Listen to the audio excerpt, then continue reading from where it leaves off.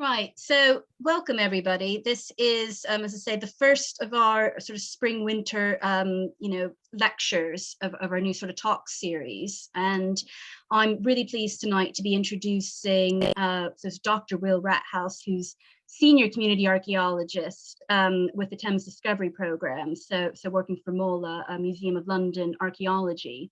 And we're really fortunate that tonight we're going to be hearing a very sort of well-rounded talk about Will's sort of, views and his work and experience in the last few years of how archaeology has supported mental health and well-being. So without further ado, can I hand it over to you, Will? Thank you, Anne. Thanks for that glowing introduction. Very much appreciated. So, yeah, I'm one of 4 community archaeologists who supports, facilitates and coordinates the Thames Discovery Programme, which is a community archaeology project, a citizen science programme, if you like, which monitors the ever-changing historical environment of the foreshore, that tidal zone of the River Thames. That area of land that's underwater at high tide, but is exposed as the tide recedes. So our job is to assist, train, and otherwise support the work of the volunteers who make up the foreshore recording and observation group. And those volunteers, some of them you can see in this slide here, are therefore known as frogs.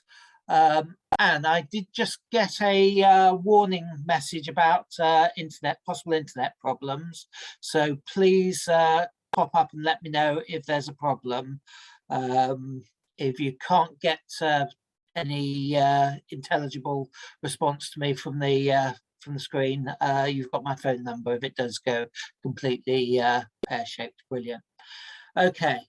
So I joined the Thames Discovery Programme in part to provide outreach to people living with mental health difficulties in the London area. I'd previously been a support officer with Mind Abreast and had done some mental health archaeology work with them, but more about that in a moment. First, I want to talk you through why we think that archaeology is a particularly suitable activity for promoting and safeguarding mental health. So it has these qualities. Occupational therapists working in psychiatric medicine specify that activities for their patients need to be purposeful and meaningful. Pointless activities are far less likely to have a therapeutic effect. Archaeological fieldwork produces knowledge which is sought after not only by professionals, but also by interested members of the public. It is therefore a purposeful activity and meaningful occupation. Archaeological fieldwork requires a high degree of concentration. That concentration, coupled with the movement of scraping soil away, or gravel, or clay, or whatever, reduces the capacity or the mental space for intrusive thoughts and rumination. It gets people out of doors where people can feel the wind on their faces and hopefully the sun on their skin. Many of the mental health service users I worked with even find the feel of rain to be helpful. Exercise has long been known to be beneficial to mental health, but pointless running to and fro can be hard to maintain. Archaeology often involves not only careful troweling, but also more vigorous mattocking, as well as movement of spoil. It can involve walking appreciable distances in the process of surveying sites and features. It has been my experience that many people with mental health conditions have experienced adverse interactions with others. But humans are social creatures. However, when an individual feels unsafe with other people and shuts themselves away, mental health difficulties are likely to ensue or be exacerbated. A group activity working towards a common goal with little pressure of time provides positive social experiences, or is likely to provide positive social experiences. Successful completion of tasks will also build self-confidence and self-esteem. It can give people a sense of connection to the place where they live. And there was a study done by Bristol University a few years back that identified a kind of, I think there's a type of thiobacillus in the soil, which secreted a chemical that helped fight depression. The earliest references I've found to heritage activities supporting mental health or involving forces veterans was at Whitby Abbey in the aftermath of the First World War. This 13th century Benedictine abbey was made famous in Bram Stoker's Gothic horror novel Dracula. But in 1914, the site was struck by shells from the German High Seas Fleet. In 1920, the Ministry of Works acquired the abbey and were keen to stabilise the remains, protecting them from further deterioration. In 2012, 2 projects were launched which utilised archaeology to promote mental health and well-being. The Past in Mind was conceived of and directed by Jenny Macmillan and Ian Bapty for Mind Herefordshire. It was a one-off project investigating a medieval village at Studmarsh. Mental health service users co-produced the project. That is, they were involved in the whole process from planning through data collection, interpretation, and the dissemination of their findings. Operation Nightingale also began in 2012, and it's an ongoing MOD project to support wounded, injured and sick service personnel and veterans, as well as providing experience for those considering moving into a career in heritage after their service. It was devised by Richard Osgood of the Defence Infrastructure Organisation in cooperation with a number of others, including Sergeant Dermot Walsh of the Royal Army Medical Corps and archaeologists from Wessex Archaeology, more of whose involvement in this area as we go on. Nightingale exercises in a way that feels fun and familiar to serving forces personnel and to veterans. Many of the veterans work on Nightingale projects joined via Breaking Ground Heritage, an organisation set up by former Royal Marine Dickie Bennett, whilst participation by serving personnel is facilitated through the Defence Archaeology Group. Since 2012, participants have excavated at MOD properties across the UK and abroad. So over here we have Rat Island, part of exercise Magwitch, and over here we've got myself on a dig at RAF Akrotiri back in 2016. Op Nightingale volunteers have also worked on battlefields in France, and here's part of a tank track excavated as part of our exercise Joan of Arc at Bullecourt. And they've also been involved at heritage sites, including Vindolanda and Butser Ancient Farm, where they constructed this Bronze Age roundhouse. Operation Nightingale has inspired other similar projects abroad. Stephen Humphreys, a former US Air Force officer, set up AVAR, American Veterans Archaeological Recovery in the United States. I believe the idea is even traveling further afield. In 2015, retired Guards officer Mark Evans initiated a project taking veterans and serving personnel to the battlefield of Waterloo to undertake a programme of archaeology with on-site welfare support. This project focuses, as they put it, on 5 pillars: recovery, well-being, transition to civilian life, education, and employment. Nicholas Harrison, a career counsellor, has, with his team at Soldier On, been providing personal and career development for vulnerable or disadvantaged people through history and heritage projects. These include a survey of the graveyard at the Royal Hospital in Chelsea, undertaken with Chelsea pensioners in 2019, as you can see in the picture on the left, and the restoration of a Conqueror tank of a type that was in use from 1955 to 1966. That work was undertaken in 2020. Soldier On often includes vocational counselling in their work, which I believe is one very reliable route to life-changing benefits for the participants.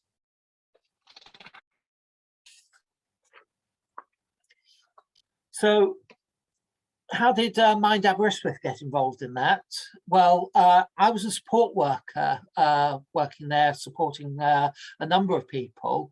And the organisation was then under the leadership of Fiona Aldred, who put together a plan in which we took a couple of members to a dig at a Cistercian nunnery at Llanllear in 2014. In 2015, we went back to Llanllear and also dug at Strata, Florida. We had a total of, I think it's 6 members involved in that.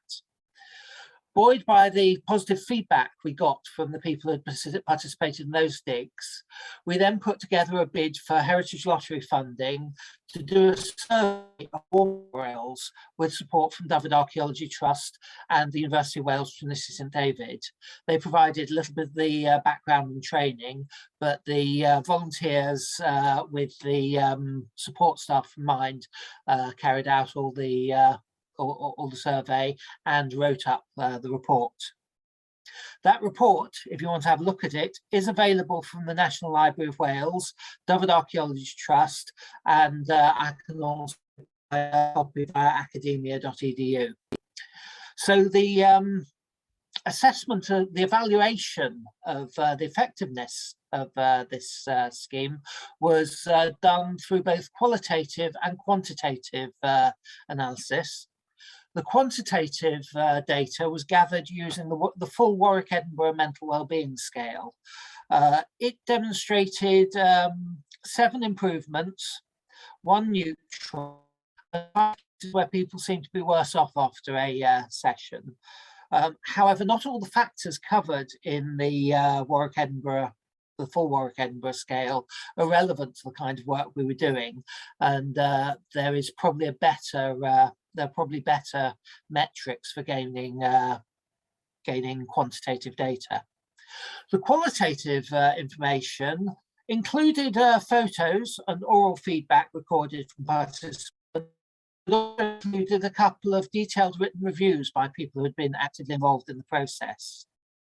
One of them said, "In the beginning, I was nervous, got worked up before coming to the sessions. Now I'm more relaxed about it and being with everyone. My mixing skills still need improvement, but it's been good to be around other people. I've also enjoyed taking part in the typing up of the records I've done, but frustrated at my speed and general computer skills, as these are declining what I used to be able to do and know. But in spite of this, I've enjoyed coming along, and it has been nice to feel a little useful. I hope there is another project along these lines, again, that I could maybe participate and contribute to in the future. Before going on these projects, I'd never done anything like this or ever known much about archaeology, but I've discovered it does fascinate me a bit, how much history can be found or discovered from a chip of stoneware or just a stage of things, etc." Another participant said, "I found that the project really helped help me in giving me a weekly goal to work towards, which has really helped anchor me during a time of unemployment, anxiety and depression. I found my mood elevated after each session, spending time in the open air in good company being a positive experience. In terms of how the project could be improved, I feel further outreaching to participants would help, many of those who joined us towards the end."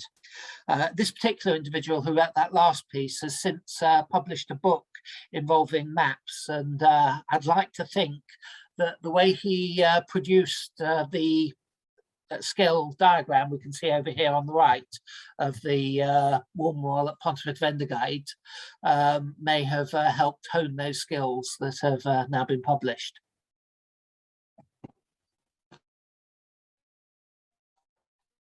Another very successful project is the Human Henge and also the Burghcastle Almanac, undertaken by the Restoration Trust, led by Laura Drysdale. This blends heritage with creative projects. For example, the Human Henge programmes, 3 of them were run, 2 at Stonehenge and 1 at Avebury. They involved 10 Friday morning sessions and include activities including archaeoastronomy, making beakers, putting clay faces on trees, and an equinox procession. The outcomes for this project were researched by Bournemouth University, and in particular the academic side was led by Tim Darville on the archaeology side and Vanessa Heaslip on the medical side. Borough Castle Almanac took place at the Roman Saxon Shore Fort, and my colleagues from Thames Discovery Programme and I visited and observed what they were doing. And you can see some of us in the photograph on the right. That's me in the hat at the back over there, and Helen Johnston on the left.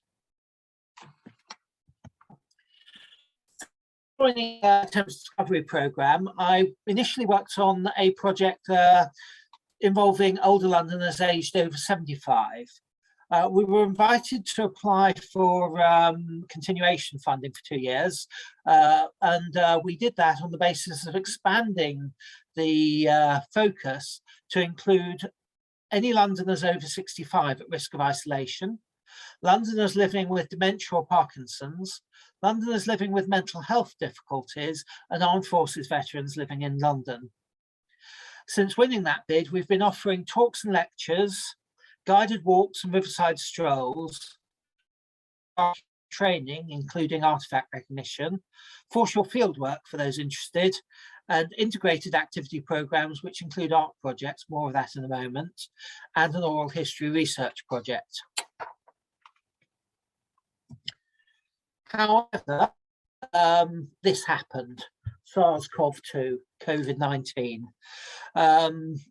We'd already started the activities, and people were starting to, when people were starting to become seriously ill in Wuhan in China. It all felt a long way away, but by March we were getting concerned, and after March's training for our new frog volunteers, we were forced to suspend all our public events. From the 18th, we were working from home, and the first lockdown began on the 23rd. By the 23rd of April, I was on furlough. I started back part-time through August, and by September, some limited public engagement was being undertaken remotely. H had suggested I give talks over the phone. I was worried about how well this would work without a slideshow or a set of laminated pictures to pass around, but their volunteers distributed printed images, and I was able to do a short introduction to foreshore archaeology for 4 groups, totaling 28 people. The feedback we received was amazing, with one attendee describing the talk as a reason for getting out of bed. I experimented with foreshore trails on Twitter and began delivering public talks online using GoToWebinar and then Zoom. From the 12th of July, we restarted doing face-to-face engagement work with extra precautions to avoid COVID. That's 12th of July 2021. So, integrated projects. What we tried to do is co-create. So we've given an initial talk on what we do, and then asked the attendees what they'd like us to do to follow on for that. Where people have seemed a bit nonplussed, we've then put forward some ideas. And Mind, Hammersmith, Fulham, Ealing and Hounslow have chosen to do 2 separate programmes of guided walks with 2 different groups. The group from Mind in Camden chose to do a pottery making workshop, and in fact I've been with them today. Actually see one of their volunteers in the picture here practicing pottery recognition. Age UK City of London has decided to have a go at mosaic making, which we're hoping to do over the next couple of months.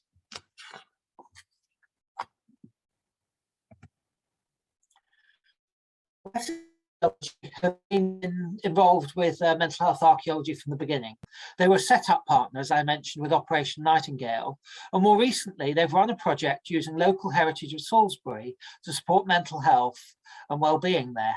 This has included talks, walks and creative activities, but has also included participant-designed online outputs that have enabled this project to function effectively and to put out really engaging and inspiring material during the pandemic.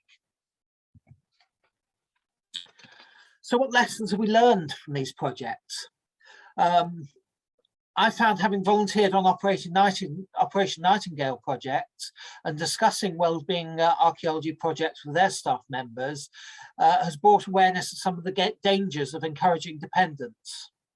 Operation Nightingale has also been successful in encouraging learning after completion of digs.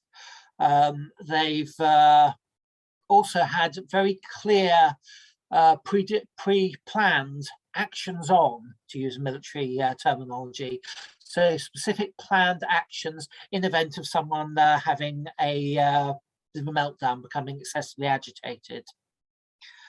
Mind Aberystwyth's War Memorial Survey has demonstrated the importance of well-targeted publicity to attract participants in statistically significant numbers, as you heard from the feedback from one of the participants.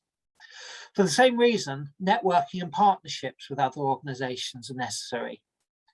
Both projects have involved trained support specialists to deal with any crises and to enable participants to engage fully with the archaeological activities. So what we've been doing so far with Thames Discovery Programme is we've built partnerships with local mine organisations, with veteran organisations like Breaking Ground Heritage, Royal British Legion, Waterloo Uncovered, etc., and with older Londoners groups such as Age UK and Open Age.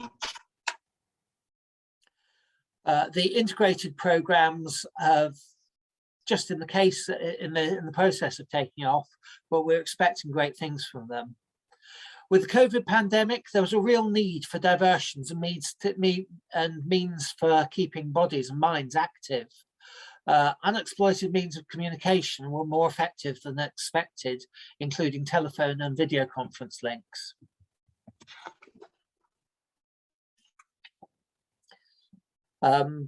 I'm particularly interested to be working in the future with NHS occupational therapists, as I see a particular connection between their work and the kind of experience we can offer.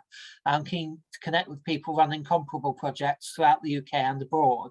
And it's from those NHS occupational therapists that we've now got a process for running projects like this. There is a pre-assessment, a planning phase to go through what we want to produce and to gain information from potential participants in order to be able to best support them. We then have a process of planning what we want to do with the participants, and then we go through a phase of implementation. That's when we're doing our activities. But this continuing cycle of implementation, assessment, review, and then planning any additional adjustments we need to make as we go through before implementing further and then go through that process again. But at the end of the project, having completed the implementation, we then go through a final assessment, a final review, followed by a written report, which should be made publicly available.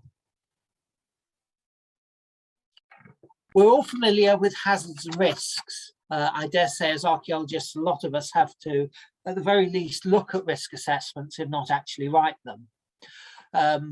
One key point to make, just in case anyone's not already familiar with this, is that hazard is a feature or a situation which could result in harm to someone. Risk is the function of the severity of the hazard combined with how likely a harmful event is to derive from it. So if something is like, it has the potential to cause a catastrophic injury, basically something that's likely to be fatal, then that's we would sort of use a points basis. This is how we do it at MOLA, at least, giving that sort of 5 points, which is then multiplied by the degree of likelihood of that happening. If it's very likely to happen, that gives a score of 25. If it's very unlikely, that is a score of 1. So using those scores, we've then got a a scale at the bottom to decide what to do about it. So if we decide something has a score of over 20, then we need to stop what we're doing immediately and take action to change the situation or remove the feature that's causing that risk. 15-16, urgent action must be taken and we need to stop what we're doing if necessary. Controls need to be applied rigorously. 8-12, action needs to be taken to improve matters within a specified timescale and reported on. 3-6, keep on monitoring and improve at next review, or if there are significant changes. 1 or 2, no action needs to be taken. We need to ensure controls are maintained and reviewed. So what kind of risks or hazards rather are likely to come up with mental health and wellbeing archaeology projects? There are, of course, dangers of physical harm, for example, tripping, falling, accidents with tools, cuts, exposures to toxic substances, heat or cold, and also one of the things we're aware of on the foreshore is the possible presence of unexploded ordnance from World War II. There's also the potential for exposure to disease. Working on the riverbank, there is the danger of leptospirosis, also known as Weil's disease.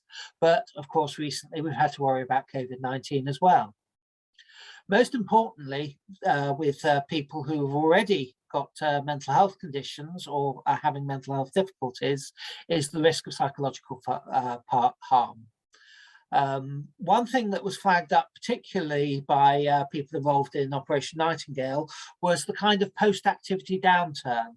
Someone can be really enjoying themselves, feel in control, feel useful, helpful, feel less depressed, less anxious while they're engaged in an activity. But once they're then back in their bedsit in a difficult situation, worrying about money, then they can actually find themselves feeling worse than they might have done in the first place. There's also the danger of sensory overload, where people have some kind of neurodiversity, or if things are not cleverly handled, excessive agitation, potentially leading to an aggressive situation. There are dangers of exploitation by staff members, by volunteers, or even by other participants, or even visiting members of the public able to get themselves into some kind of exploitative relationship with someone. And there is, as I mentioned earlier, the risk of people feeling dependent upon this project, but an ongoing project or others on which they build their mental health. To be fair, I think the dependence is something that can be slightly overstated. If you think about how people sometimes develop their own mental health coping strategies, they may be dependent to some extent on their friends, on their family, on their work. So if there is a situation where a project is ongoing, as I sincerely hope Thames Discovery will be for the foreseeable future, so having friendships and activities that bring people joy and help to support their mental health perhaps should not be seen as dependence, unless it is in a situation where it becomes the be-all and end-all of that person's mental health.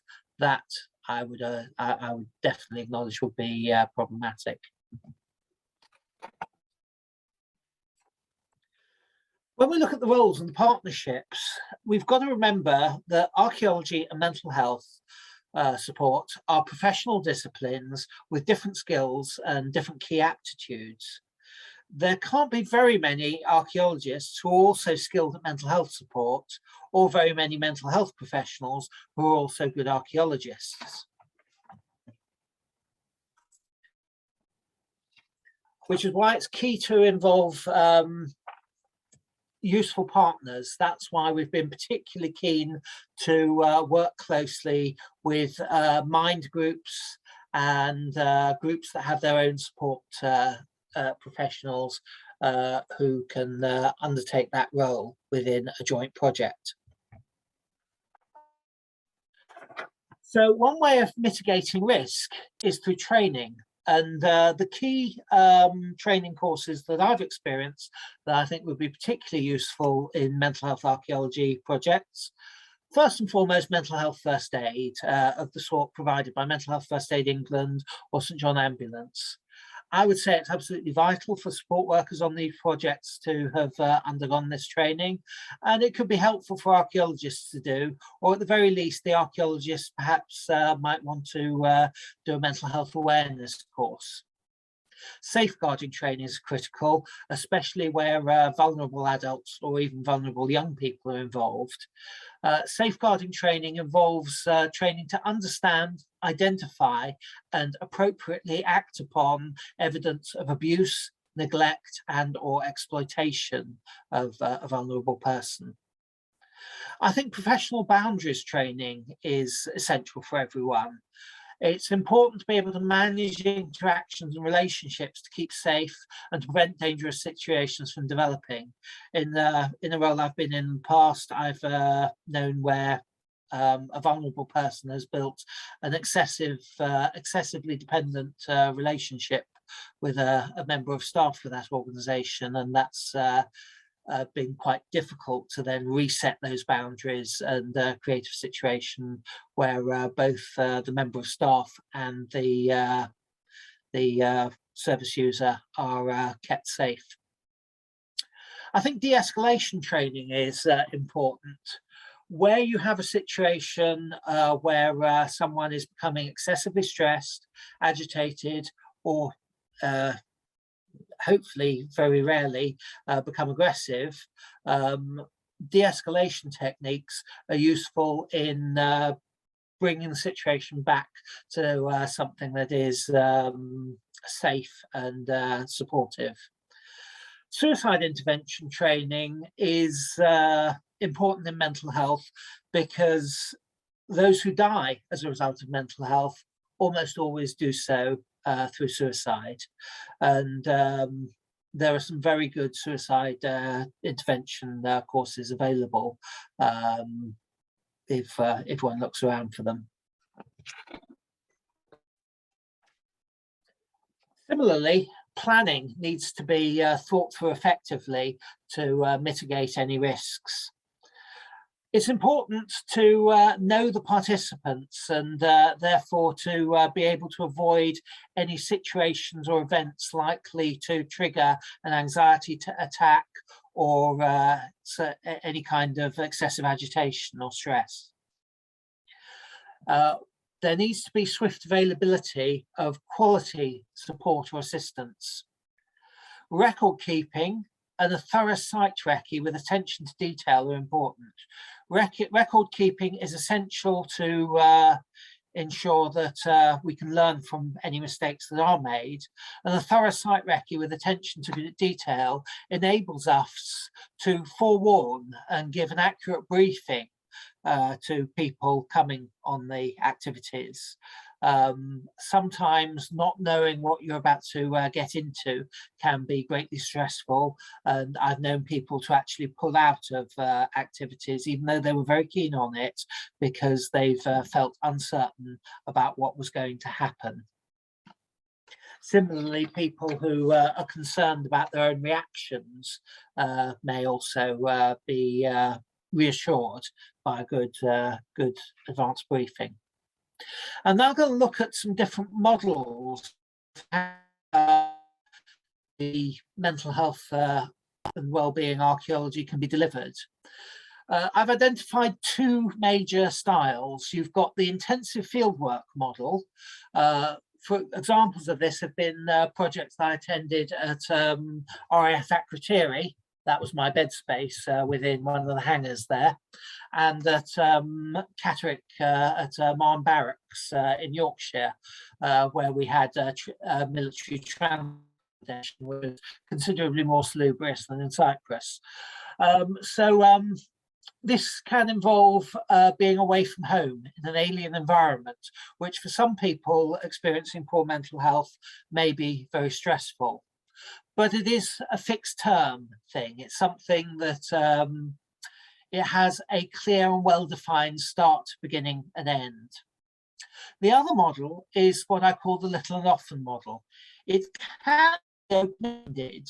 It's often accessible from home, which can that can be a positive, but it could also be a drawback because it geographically limits the people who can be involved. They have to be able, within a sort of public transport journey from where the event's going to happen. Looking at these in more detail with the pros and cons, the intensive fieldwork model does give you that clear endpoint, can be repeated, and it makes it easier to avoid geographical exclusion. So it's easier to make one journey at the beginning and then a journey back at the end, rather than having to sort of commute into a site that might be a long way away. The difficulties with it can be the alien environment and the possibility of just finding yourself back where you started at the end of the project. Although I've got to say that most of the intensive fieldwork projects that I know of actually work very hard to make sure that the participation in the programme is as transformative as possible, and they do link into other support networks and agencies after the people return back home. The little and often projects, they can be open-ended, potentially accessible from home, so there's less throwing yourself into an alien environment, and potentially much lower cost.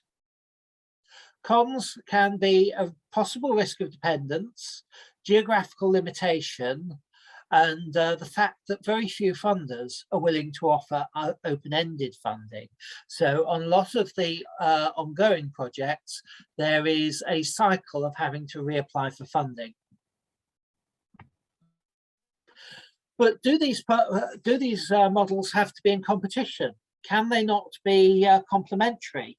So I'm using the examples here of an Operation Nightingale dig, perhaps somewhere on Salisbury Plain for a couple of weeks, as opposed to doing foreshore-related archaeology with Thames Discovery Programme, maybe for a few days every month each summer. So veterans who have enjoyed an Operation Nightingale dig might find Thames Discovery Programme enables them to practice their newfound passion and meet new people, including, quite critically, non-veterans. One of the priorities for ex-service people is to help them adjust to being around civilians. If you've served in the military, you may know that there can be a slightly, it's a very different sort of everyday culture in many ways. Similarly, former service personnel who volunteered on TDP and want to expand their foreshore skills into field archaeology can go on Operation Nightingale digs, or people unsure about whether they want to do an Operation Nightingale dig can have a go at doing a day or two's frog training with Thames Discovery Programme before they decide whether or not to go off on an Operation Nightingale dig.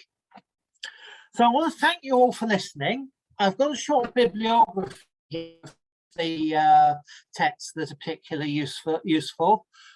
Creek's Occupational Therapy and Mental Health is the key textbook for occupational therapy in a psychiatric setting. Darville et al.'s edited volume, Historic Landscapes and Mental Wellbeing, include contributions from myself regarding the MIND project and from my colleague Helen Johnston about Thames Discovery Programme. Rachel Kiddy's Homeless Heritage gives you some amazing ideas stemming from some of the work she's done in collaborative social archaeology.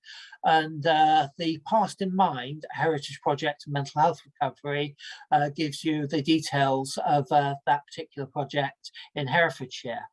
Also, I found out this morning there's another new book coming out very soon Archaeology, Heritage and Wellbeing, Authentic, Powerful and Therapeutic Engagement with the Past, edited by Paul Everill and Karen Burnell. The price tag I've seen on it is £120, which is going to put a bit of a dent in my book budget, but I think it's going to be well and truly worth it. So I want to end there is a link over here, tinyurl.com/ThameSfeedback. I can ask Anne to pass that on to everyone if you're willing to give us some feedback. It really does help with our funding to have people let us know how we're doing, tell us about the quality of our public engagement work and what they think of what we do. So thank you all very much indeed. I'll leave that screen up for the moment, but Anne, if you want to invite some questions. Yeah, thank you so much for that, Will. That was fascinating. Right, I'm gonna, before I ask anything, I'm gonna sort of open it up to everybody. You can type into the chat, but to be honest, it's such a small audience. Feel free to just ask directly. I don't know if you want to raise your actually, well, sorry, Steve, you're asking. Give me a second here. Pull up in the chat. So, Will, you can probably read Steve's question in the chat as well. So what Steve's asking is, all these potentially stressful situations, how do you keep yourself stable? Not sure that's the right phrase. Pleased to see you have lots of support from health authorities. Yes, well, that's a very interesting question. I think the way that's always worked, not just on these archaeology projects, but also on mental health support in general, because I started working for Mind in, when was it? I think it was about 2010, and I worked for them for 8 years. So part of that was regular supervisory sessions with a manager who was also mental health trained. So it was a chance for me to unload my mental health to my manager. So having that sort of structure where you've always got someone you can talk to if you're worried about something, if you're concerned about something, if you're concerned about yourself. I think a lot of the biggest exacerbating problem with mental health difficulties is if there's a culture where you don't talk about it. If you've got a situation where people just brush it under the carpet, don't feel they can discuss it, that tends to be situations where it can very easily get worse and pardon me, even spiral out of control. Where you've got a position where there's always someone else to talk to, then there's much less likelihood of that becoming uncontrolled.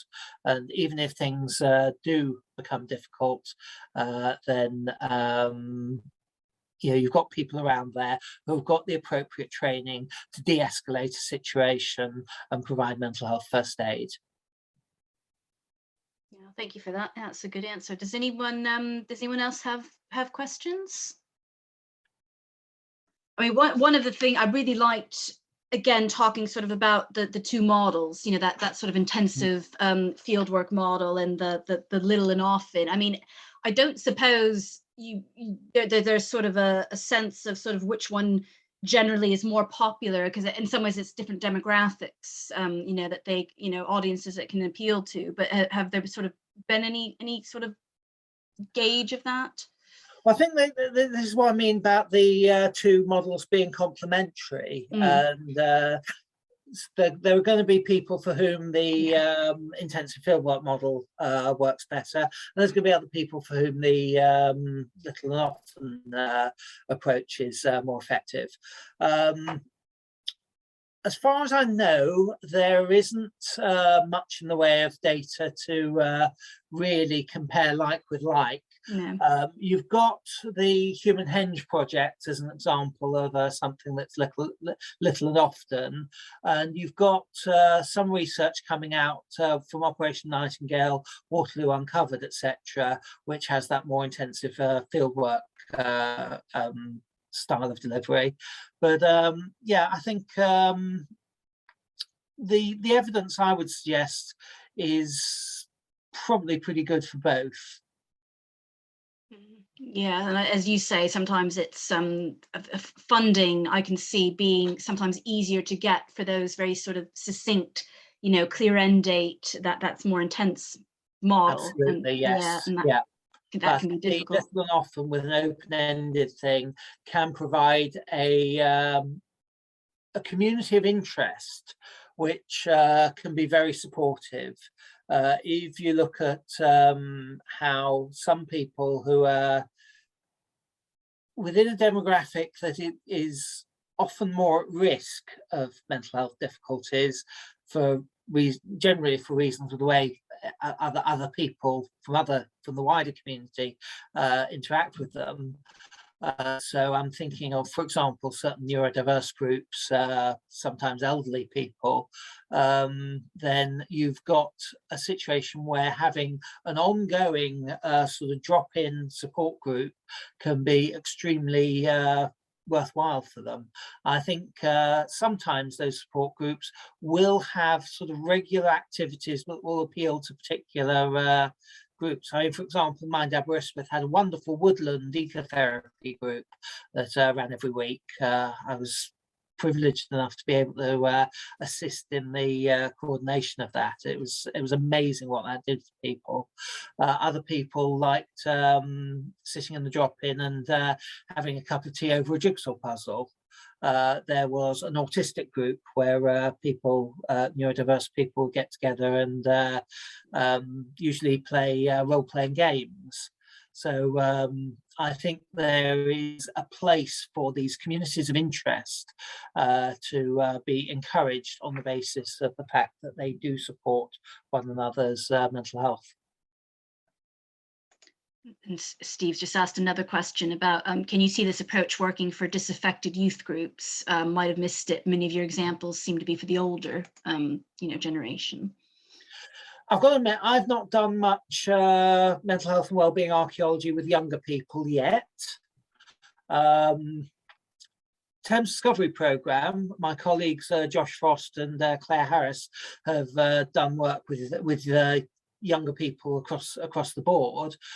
We've not tried doing outreach to younger people with mental health issues so far. It's possibly something that may get done in the future, depending on funding requests and funding approval.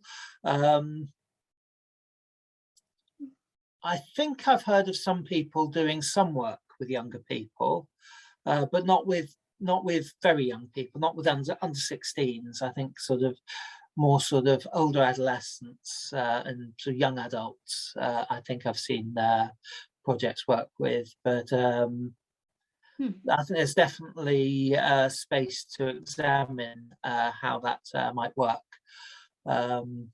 Yeah, it'd be interesting to see see a pilot project put forward with some good evaluation to generate some evidence on how effective that will be.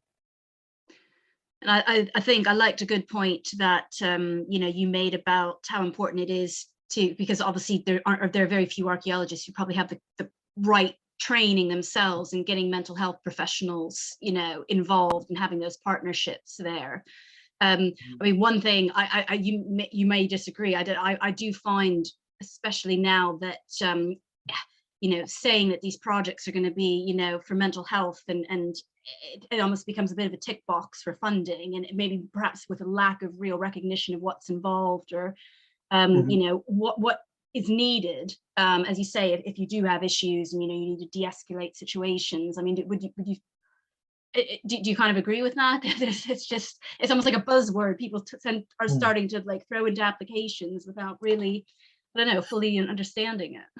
Well, I went quite a long time working for Mind Aberystwyth before I was actually given any de-escalation training. And to some extent, I had to sort of try and learn it myself. But there were particularly useful techniques like making sure you don't block an exit route, give someone space to run away if they want to, if they can't cope, and sort of listen more than you talk. Eye contact can be reassuring for some people, but can be aggressive. And I'm going to come on a little bit to what John's just asked, because especially people on the autism spectrum may find eye contact particularly uncomfortable. And if you're sort of getting in there trying to force eye contact, that can be really unnerving for some neurodiverse people. So there are a range of, there's a whole range of things. Speaking softly is another one. Speaking calmly and gently, using open body language where you're sitting with your knees slightly apart, your arms apart. You're not making fast movements with sort of expansive gestures. You're keeping quite sort of still and quiet and calm. And it's been a while since I've done the training, to be honest. So there's probably a whole lot more that's sort of temporarily slipped my mind, but is probably sort of almost instinctive, I would hope. But yeah, going on to answer John's point of how best to lead autistic students on walks, I think it would be Jessica suggested working with the autistic people to help set them up. I think this thing of having 2 ears and 1 mouth and using them in that ratio is always a good adage to live by. Let your people tell you what they need. Don't assume that you know it all. Not all autistic people are alike. Or as a group, you get a group of people on the autism spectrum, they're very likely to be just as diverse as a group of people who haven't been identified as on the autism spectrum. So, it really is worth actually taking some time to get to know people a little bit, to try and find out what they need, what they like. Some general rules of thumb are things like don't force eye contact, be aware of the dangers of sensory overload. So if you're going to take them on guided walks, try and avoid places that have lots and lots of really loud, bright colours, or extremely loud noise, or really strong smells, because these can be overwhelming sometimes for someone on the autism spectrum. Again, not everyone. There are going to be some people who can just take this absolutely in their stride. There are going to be other people who just cannot cope with it at all. But I would say the most important thing is, as I said, make sure you give a really good, accurate briefing based on a personally undertaken site recce. So if you're going to take them somewhere, it's really valuable to be able to tell them in as much detail as you can what kind of things they're going to encounter. So if I'm taking a group onto the foreshore, I'll talk about some of the sounds they might hear, what the access is going to be like, whether it's steps or a ramp, the risks of it being slippery, the fact there's going to be mud on the foreshore, that there's likely to be gravel, uneven surface, that the steps might not have railings in some places. On one recent dig, on one recent guided walk, a couple of people felt much more comfortable coming down the steps on their bottoms rather than using a non-existent handrail. So I think it's those are some examples of useful things to bear in mind when you've got a neurodiverse group that you're working with. I hope that's helpful.